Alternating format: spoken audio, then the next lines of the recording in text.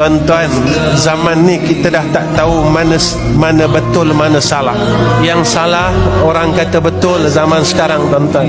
Yang betul orang kata salah zaman ni. Zaman ni, tuan-tuan. Dan orang dah tak tahu apa nak buat.